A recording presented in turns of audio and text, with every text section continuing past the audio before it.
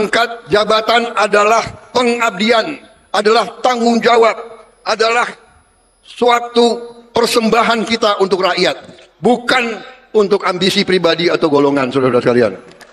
Saudara minta saya bersedia dicalonkan lagi tahun 2029. Saya katakan, kalau program-program saya tidak berhasil, tidak perlu saudara calonkan saya terus. Saya kalau mengecewakan kepercayaan rakyat, saya malu untuk maju lagi. Horas, Bali G Academy dari tepian Danau Toba yang indah. Ya tadi kita dengarkan ya bahwa pangkat apa segala macam itu untuk rakyat, katanya Pak Prabowo Subianto. Terus dikatakan juga ingin partainya Gerindra ingin mencalonkan dirinya kembali untuk tahun 2029, meskipun pekerjaannya belum ada yang menurut saya yang signifikan ya, kecuali makan bergizi. Ya 100 hari saya tunggu-tunggu tentang penegakan hukum ini, belum ada apa-apa gebrakannya ya. Kalau makan bergizi gratis oke lah, ada duit, hemat oke, tetapi banyak yang lebih esensial Pak Prabowo Subianto ya, penegakan hukum. Janji Anda dulu pada saat kampanye menegakkan hukum yang tegas dan bersih, pemerintahan yang bersih ya, jajaran kepolisian yang bersih dan jajaran penegak hukum lain yang bersih, tegas, tanpa pandang bulu. Manalah buktinya sekarang, terlalu dini untuk mencalonkan 2029, padahal kita lihat belum ada yang signifikan. Anda juga mengatakan pemerintahan yang meritokrasi, ya artinya orang yang cocok dengan backgroundnya lah, kepakarannya ada di situ. Tetapi salah satu contoh Menteri Kehutanannya aja dari ilmu agama, Raja Juli Antoni, di mana itu? Belum lagi kalau yang lain-lain kita kupaskan. Nah, terkait dengan penegakan hukum di Indonesia, apakah Anda tidak pernah dengar ya bagaimana ini ke-8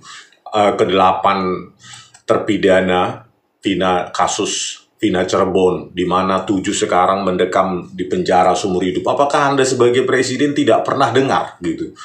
Tidak pernah dengar adanya anak bangsa ini yang harus mendekam di penjara sampai seumur hidupnya, yang sudah disiksa ya. Mereka akui itu, statement mereka di pengadilan ya, mereka dipukul, disuruh minum air kencing dan lainnya, dipukul gembok ya, dan lainnya. Itu apakah Anda sebagai seorang presiden sekarang yang sudah 100 berapa hari ini nggak pernah dengar gitu loh, nggak mau mengeluarkan statement sedikit pun untuk keberpihakan Anda kepada rakyat ya?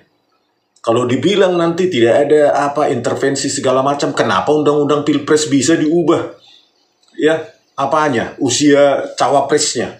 Kan itu juga intervensinya itu. Tetapi kenapa untuk rakyat ini nggak ada statement yang keluar dari seorang Presiden Prabowo Subianto yang ketika kampanye begitu menggebu-gebu, mati rela demi rakyat, bla bla bla. Ini loh Pak, rakyat yang mana yang Anda bilang siap mati? Ini rakyat kecil gitu loh ya. Ke-8 orang ini adalah buruh bangunan ya. Siapa kemarin sudah berjuang, tetapi mana penegakan hukum di Indonesia yang bukti ekstraksi SMS yang dari Polda Jabar sengaja tidak dibahas, sengaja tidak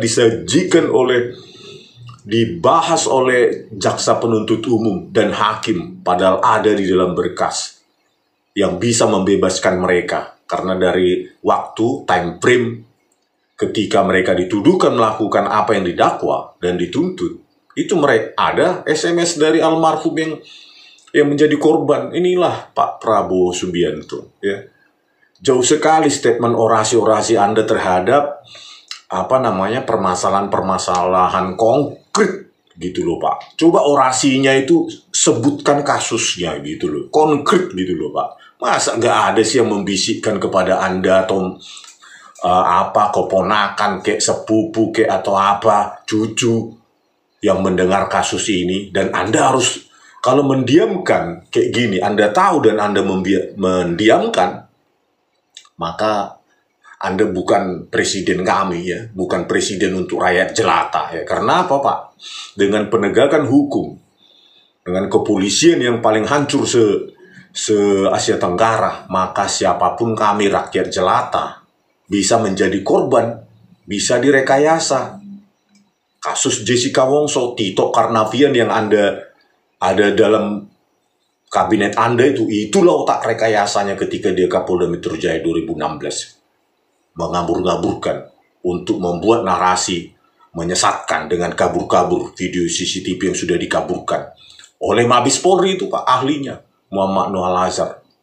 Terus kalau kita berteriak kepada presiden yang sudah kita harapkan presiden baru, penegakan hukum sudah direformasi, dirombak, itu kan janji Anda dalam apa itu Astacita itu ya, reformasi hukum. Itu ada itu nomor berapa itu? Ya, di sini ada nggak ya tuh? Ada itu.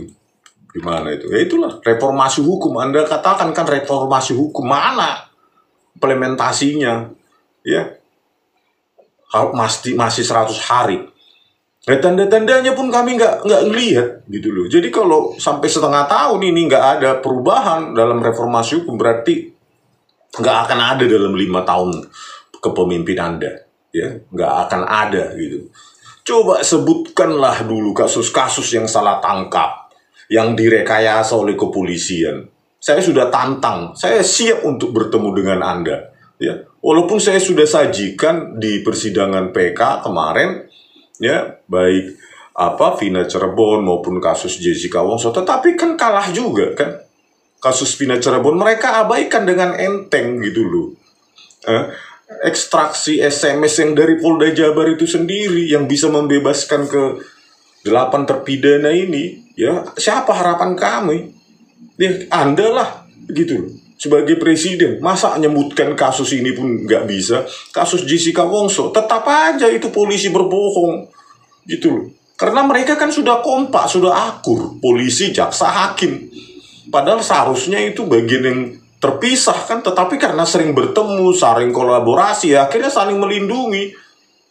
Itu Pak Prabowo Subianto. Jadi kalau ini mau bicara capres, jangan prematur dulu Pak. Rakyat bisa mencabut mandat Anda, ya, kapanpun, walaupun belum 5 tahun. Kalau kami lihat penegakan hukum masih hancur seperti ini, kami bisa mencabut Pak. Ingat 98. Itu 10 tahun ini zaman Joko Widodo sudah sangat berantakan penegakan hukum itu. Mungkin rakyat masih bersabar, masih ada harapan Prabowo Subianto tegas, mantan Danjen Kopassus semua akan disikat, berani mati. Jangankan sekali, 10 kali mati pun siap kalau bisa. Kan gitu, tetapi kan ekspektasi itu sampai sekarang masih nol. Apa yang dibanggakan, memang hebat makan bergizi gratis, tetapi ya setiap kalau ada duit kan bisa itu laksanakan. Ya, nggak menyentuh semua elemen masyarakat, penegakan hukum semua fondasi Indonesia bernegara. Bapak sendiri bilang, negara gagal itu dimulai dari apa? Akibat dari apa? Penegakan hukum yang gagal, polisi yang gagal. Ya, sudah gagal sekarang Pak. Tunggu saja sampai negara gagal. Sudah gagal, buktinya kepolisian terburuk, terkorup se-Asia Tenggara. Ya masa Bapak nggak mendengar jeritan ke 6 terpidana ini, ya, terpidana seumur hidup, ya, di pengadilan, masa nggak nonton itu bagaimana itu, ya, terus itu Kapolri Listio Sigit Prabowo itu mana itu tim susnya itu, yang terdiri di dari Irwasum lah, Kadipropam lah, Kabar Reskrim, sampai sekarang nol, omong kosong itu. Terus apalah prestasi Anda 100 hari ini, kan tinggal perintahkan, Listio, benar nggak itu salah tangkap? Benar nggak ekstraksi SMS-nya itu tidak dipakai? Kan tinggal tanya saja, pasti udah gemetar dia. Ya, kalau memang itu nggak dipakai bukti itu yang membebaskan mereka, bebaskan mereka gitu. Kan gitu. Itu baru executive order ya. Ada perintah eksekutif yang membenahi gitu. Tapi kalau angkat tangan ya tentang apa kasus-kasus salah tangkap, rekayasa yang dialami orang kecil, orang jelata, Anda diam berarti you are not our president, gitu loh. You are not. Ya, sampai sejauh ini, sampai detik ini menyebutkan kasus ini pun tidak berani, gitu. Tidak mau atau tidak berani atau tidak peduli, gitu. Karena kami peduli sesama orang kecil, sesama orang jelata. Karena apa? Setiap waktu kami bisa mengalami hal yang sama seperti yang dialami Jessica, seperti yang dialami ke-8 terpidana Vina Cirebon, seperti yang dialami 6 laskar FPI. Itu setiap waktu kami bisa direkayasa. Kalau kepolisian bobrok seperti ini, dan Anda, apa prestasi Anda penegakan hukum 100 hari ini? Apa yang bisa dibanggakan? Nggak ada. Gitu loh. Dan prediksi saya, ya, sampai Anda selesai nggak ada ini. Nggak bakal ada. Gitu. Saya juga kecewa ya bagaimana kemarin Anda mengatakan mengglorifikasi Jokowi, terima kasih Jokowi. Kenapa nggak terima kasih pada rakyat yang memilih Anda? Gitu loh. Kenapa harus Jokowi? Apa karena bansos yang 22 juta orang itu? Gitu loh. Harusnya kan berterima kasih kepada rakyat yang memilih Anda. Disitulah fondasi Anda untuk berjuang demi rakyat, bukan demi Jokowi. Gitu loh. Tanpa Jokowi pun kami punya presiden baru. Gitu loh. Tanpa intervensinya pun Indonesia ya wajib punya presiden baru, gitu. Anda atau bukan harus ada presiden baru, keberlanjutan kepemimpinan, gitu. Ya. Jadi bagaimana ini Pak? Mau didiamkan ini kasus Vina Cirebon? Anda punya Menko Polhukam, Menko apa itu dibagi ya? Apa itu Menko untuk hukum dan HAM? Mana gebrakannya? Masa nggak bisa membentuk sebuah tim pencari fakta? Apakah benar ini ekstraksi SMS-nya untuk Vina Cirebon ini nggak dihadirkan, nggak disajikan, malah dibilang oleh Hakim Agung tidak novum baru, tidak bukti baru. Ini kita negara apa ini? Negara barbar ya secara hukum. Ya, sudah ada bukti ilmiah yang jelas bisa membebaskan mereka, kecuali ada bukti lain yang mengkriminalkan mereka kan. Ini hanya bersandar keterangan Aib, ya, Didi dan lainnya bisa dibuat orang seumur hidup. Ini kan Anda katanya berpendidikan Eropa, menghabiskan waktu seumur hidupnya di Eropa. Apa enggak menggelikan melihat hal seperti ini? Ya? Terjadi di Republik ini seperti itu. Ya? Penegakan hukum hanya karena katanya, keterangan tanpa ada didukung oleh scientific evidence. Justru scientific evidence diabaikan, gitu loh. Dan itu semakin dikonfirmasi oleh Hakim Agung dengan penolakan PK itu. Ya, jadi bagaimana juga dengan Jessica? Ya, saya sudah jelaskan itu waktu PK 2024, rekayasa video CCTV pakai software gratisan oleh Bareskrim, lab forensik Bareskrim Muhammad Nual Azhar. Siapa yang bertanggung jawab? Tito Karnavian dan Krisnamurti. Anda berani nggak menangkap mereka? Berani nggak? Gitu loh. Kalau Anda tidak berani sampai Anda berakhir, berarti Anda cemen, gitu loh. Presiden yang nggak berani menangkap hanya seorang Tito Karnavian. Ya. Saya aja jadi presiden langsung satu hari saya dilantik, langsung saya tangkap mereka semua. Jangan sampai main-main sama rakyat kan gitu. Karena republik ini dibiayai oleh rakyat gitu loh. Ya. Apa yang Anda banggakan 100 hari pemerintahan Anda? Nggak ada gitu loh. Kecuali makan bergizi gratis yang katanya sudah 1 juta atau 700.000. So what gitu loh. Kalau cuma ada duit kasih makan, ya udah selesai. Terus mana janji-janji Anda yang lain, terutama penegakan hukum, reformasi hukum, itu yang dirasakan semua rakyat. Karena kalau penegakan hukum yang sudah bagus, maka ekonomi ya pasti lancar itu. Gitu. Karena itu dasarnya semua penegakan hukum. Bagaimana polisi tidak pungli, tidak merekayasa, tidak memanipulasi, tidak memeras. Itu kan dibenahi dulu semua. Karena itulah harusnya prioritas pertama yang harus Anda jalankan 100 hari. Itu yang kita tunggu sebenarnya. Masa jeritan para buruh bangunan yang terpidana ini yang seumur hidup nggak didengar sih, gitu loh. Ya itu apanya? Ya, kemungkinannya mendengar tapi tidak mau tahu, atau tidak didengar sama sekali. Kan keterlaluan kalau tidak mendengar kasus ini sih. Wamenko-nya Uttu Hasibuan yang menjadi ketua tim pengacara, masa nggak mungkin lah nggak diberitahu. Ya.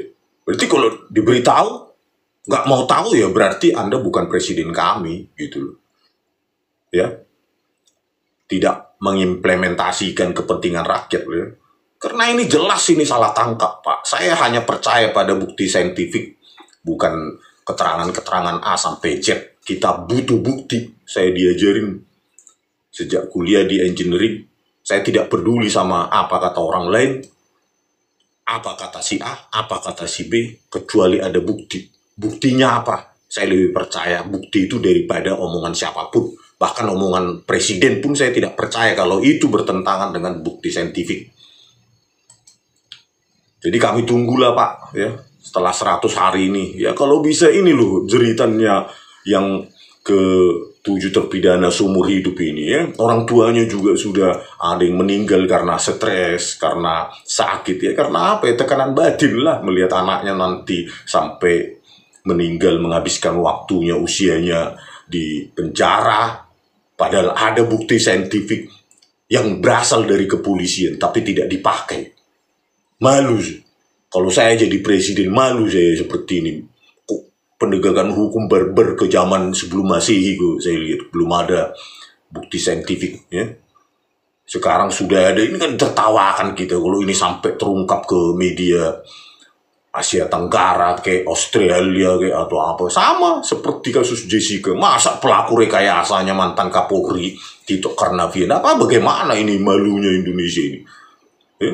Yang lain diefisiensikan anggarannya, dipangkas, tapi kalau kepolisian ini yang bobrok seperti ini Anda nggak pangkas, tetap 126 triliun. Dia anak emas kan, apa maksudnya? Gitu loh. Bobrok kinerjanya malah nggak dipangkas anggarannya. Kan? Saya khawatir nih parcok akan dipakai lagi gitu loh untuk pemilu, kan gitu. Jangan gitu, Pak.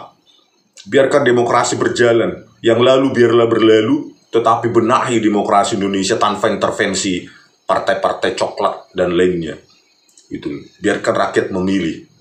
Kami berhak memilih presiden baru kalau Anda gagal dalam penegakan hukum, ya, terutama untuk kami rakyat kecil. Jangan urusin elit-elit doang, Pak, ya. Kami butuh penegakan hukum yang menyentuh kami, yang membuat kami secure, membuat kami aman. Kalau begini, ya, penegakan hukum untuk kami yang salah-salah, ya kami nggak aman lah.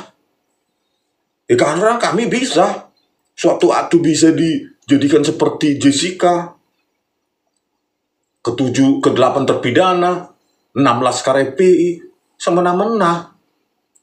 Gitu loh, Pak. Menyesal juga ya. Mungkin sebagian yang kemarin memilih Anda sudah pada menyesal ini, nggak tahu berapa persen.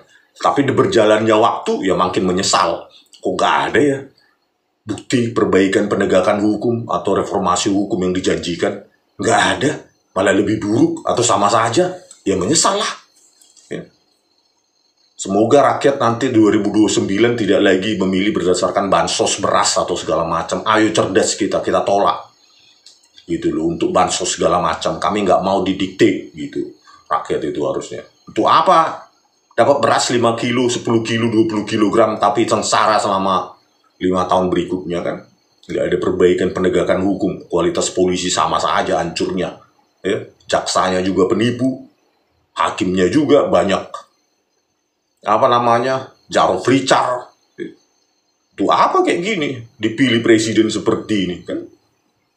Gitu. Kita tunggulah ya. Coba Bapak dengarkan di akhir video ini keterangan dari terpidana Vina Cirebon, bagaimana mereka disiksa oleh siapa itu polisi yang bernama siapa itu Rudiana, ya, Gugun Gumilar dan Aris Papua. Coba Anda dengarkan, bersuaralah Pak, kalau Anda benar presiden untuk rakyat jelata, untuk kami yang memilih Anda, bersuaralah gitu loh. Ya setidaknya lewat menterimu gitu. Jangan diam aja. Masa mau mengurusi siapa itu Reinhard Sinaga yang sudah jelas dia pelaku apa itu serial rape ya, pemerkosaan serial terhadap sesama jenis. Masa itu mau diurusi oleh Yusril? Kan malu-maluin ya. Padahal di sini ada salah tangkap, ada rekayasa, nggak berani mengupas hanya karena siapanya backupnya Rudiana itu. Kok sampai nggak bisa ditangkap oleh Listio Sigit Prabowo? Ya. Kalau begitu ya udahlah ya, saya sendiri akan mengkritisi penegakan hukum pada zaman Anda ini ya. Asalkan saya teriakkan terus kalau sampai rakyat nggak Anda bela, Anda harusnya menjadi benteng kami yang terakhir untuk apa ya, untuk penegakan hukum bagi rakyat ya. Oke pemirsa, sampai jumpa di video kami selanjutnya. Horas. Persidangan PK ini beberapa hal terhadap Saudara Sudirman ya. Yang pertama, Saudara Sudirman masih ingat tanggal 31 Agustus 2016. Masih ingat ya? Masih. Peristiwanya apa yang terjadi masih ingat ya? Masih. Oke, Saudara bisa ceritakan khususnya dari 31 Agustus 2016 yang lalu dari pukul 15 ke atas ya, dari jam 3 sore ke atas, bisa diceritakan? Masih ingat? Masih ingat. Ya, coba diceritakan. Sebelum ditangkap, saya habis main ke rumah kakak saya. Nah, setelah itu adik saya SMS suruh jemput sekolah, pulang saya baru mau jemput. Nah, si Jaya itu manggil saya minjem motor. Pas minjem motor saya nyamperin, mau ngapain? Kata saya mau ngambil gitar. Ya udah, baru saya pinjemin. Berapa menit polisi datang. Pas datang langsung nendangin motor sama rombongan saya, tendangin. Nah, pas itu Jaya juga langsung ditangkap. Pas itu baru dibawa ke mobil semua menuju ke Polresta. Nah, pas itu saya disetrum, dimasukin colokan, ditembakkan karet ininya, baru ditendangin, suruh ngakuin. Nah, pas itu saya udah nggak ngakuin, bilangnya udah ngakuin aja, teman kamu udah ngakuin, ya gitu. Saya tetap nggak ngakuin. Nah, pas itu masih mukulin polisinya. Pas itu baru saya ngakuin. Nah, pas itu udah catat nama teman-teman kamu. Nah, kan saya yang kenal kan 8 orang. Udah 8 orang catat, kata polisinya udah 3 orang lagi yang namanya Dani, Peggy sama Andi, yang gitu. Nah, pas itu saya baru nyimpan di penyidik sebentar, lalu saya dikeluarin ke nyari barang bukti. Nah, pas itu saya kaget, padahal pas di tempat barang bukti itu bukan dari arahan saya, dari polisi sendiri. Nah, pas itu udah kamu tunjukin tuh batu itu yang gede, saya tuh nggak mau. Nah, pas itu dipaksa suruh nunjukin. Nah, tunjukin, habis ngambil batu simpan ke mobil, baru menuju ke flyover. Gimana tempat orang yang meninggal di korbannya gitu. Kata sayanya nggak tahu pak, kata sayanya. Nah, pas itu baru saya simpan di Polsek Talun, terus balik lagi ke Polresta. Polisi itu lagi gergaji kayu bambu di ruang penyidik, nggak tahu apa itu. Dan saya ngomong, itu buat apa pak? Udah kamu diam. Itu pas itu baru saya simpan ke ruang sel. Di ruang sel saya kemaluan dibakarin, juga, suruh buat jam 100 kali, kalau nggak kuat dipukulin.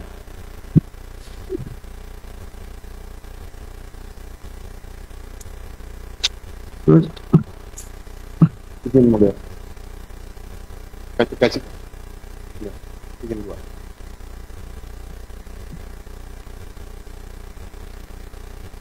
Terus pas udah dianiaya kayak gitu, kasih makan kayak ngasih makan ayam disebarin gitu pak.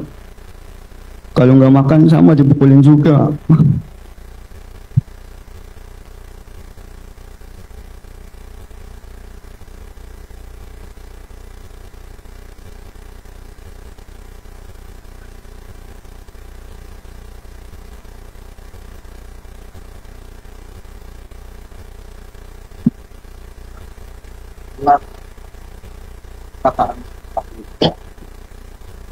bukan kamu ini akan dicatat sama panitra kamu ya. Pak Firman pernah di dunia kalau saya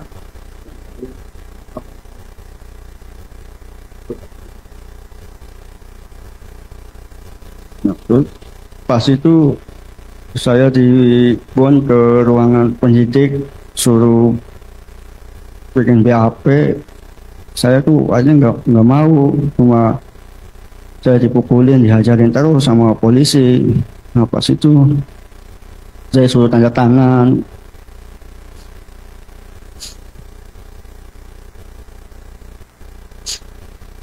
Nah, pas itu saya ngeliat si saudara Eko ditendangin, dipukulin, hidungnya ditendang sampai berdarah, belum ngakuin. Nah, pas lihat di papan itu ada nama-nama teman saya juga kaget. Pas pertama itu ada nama teman saya sebagai peran ini saya nggak tahu, itu lupa nama perannya.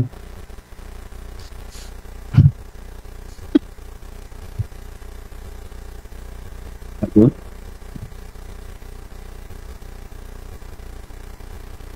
Sudah cukup? Cukup. Cukup ya. Oke, Sudirman. Jadi ada beberapa poin yang kami penasihat hukum mau konfirmasi ya. Kami sudah mendengar semua kronologis bahwa tanggal 31 Agustus 2016 Sudirman ada di depan SMP 11 ya. Nongkrong karena menunggu motor ya. Iya. Menunggu motor. Lalu ditangkap, tiba-tiba ada yang datang mengaku polisi ya. Iya. Datang dimasukin ke mobil. Tadi kita udah dengar cerita. Kita mau tanya, kita nggak mau mengorek kembali seperti yang sudah pernah. Di situ saya paling ingat anggota itu yang bernama Pak Anwar, Pak. Pak Anwar, diapain sama Pak Anwar? Dia ngambil gembok, pukul-pukul kepala saya, Pak. Ada masih buktinya, Pak. Luka masih ada. Di situ berapa kali sampai nancep, Pak. Berdarah? Bukan berdarah lagi, Pak. Kayak air mancur, Pak.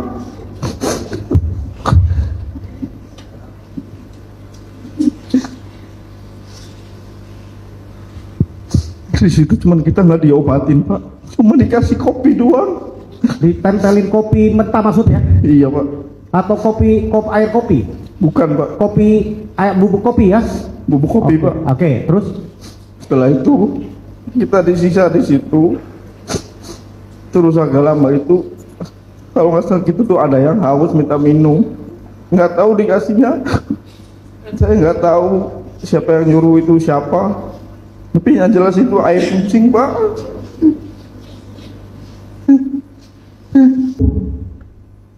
Saya di situ dipukulin lagi, Pak.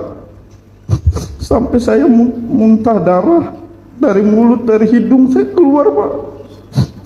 Habis udah saya ditinggal gitu aja, Pak, di situ. Harus Papua sama gugun, Pak. Sama rasa saya sakit itu dipukul sama orang tua itu, Pak.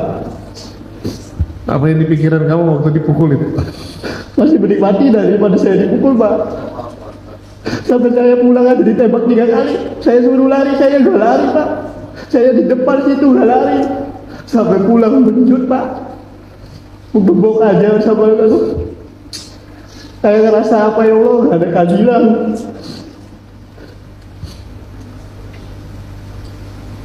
Ibu kamu, ayah ibu kamu tahu Pak kejadian itu? Tahu, Pak. Mang Jaka tahu, kakak saya tahu, bapak saya juga di situ nggak bisa apa-apa lihat saya bodoh darah. Kamu lihat kakak kamu juga disiksa? Disiksa, Pak, semua disiksa. Namanya rambut juga dibakar, Pak. Apa upaya kamu untuk membantu mereka lepas dari masalah itu? Ya, Lima maunya yang semua tuh pulang, Pak. Itu orang nggak tahu-tahu. Orang masa ya buat tumbal. Orang baik itu semuanya, Pak. Bukan orang yang kata orang mah pembunuh lah, apalah. Tapi saya tahu itu orang baik semua, Pak. Kamu percaya kata bahwa dia disiksa dikasih minum air kencing? Ya saya juga di situ, Pak. Saya di situ sama disiksa, Pak. Minum air kencing? Saya minum 1 gelas, Aka 1 gelas, semuanya 1 gelas, Pak. Semuanya 1 gelas. Kau masih ingat siapa orang yang melakukan itu? Ya, kalau dibawa ke situ saya ingat. Tapi kalau Siti mah nggak ingat namanya di tempat. Tapi saya semuanya masih hafal Pak, kepalanya, mukanya. Masih ingat saya Pak. Ada yang ngancam kamu akan dibunuh? Ada, pas lagi sidang bulan tahun berapa itu saya dipanggil sini sekali Pak. Dia dari luar, dia bilang ngomong, kalau ngomong yang nggak jelas-jelas saya tembak mati. Tapi saya masih mending saya tembak mati, saya ngomong sejujurnya di sini Pak. Tapi akhirnya si polisi itu nggak ada di luar. Kamu yakin kakak kamu nggak bersalah? Yakin Pak. Kamu yakin Sakatata nggak bersalah? Yakin Pak. Kamu sehat sekarang? Sehat Pak. Kamu bekerja? Kerja Pak. Kerja di mana? Di bengkel. Punya keluarga? Punya Pak. Punya anak? Punya 1 di bawah. Masih sering ketemu kakaknya di Pas lagi penjara? sampai ke Sambi masih ketemu, tapi sekarang di Bandung enggak. Kamu senang kami berjuang buat Seneng saudara? Pak. Seneng. Kita berdoa ya, semoga ada keadilan di Ya. mahkamah. Pak. Demikian, terima kasih majelis.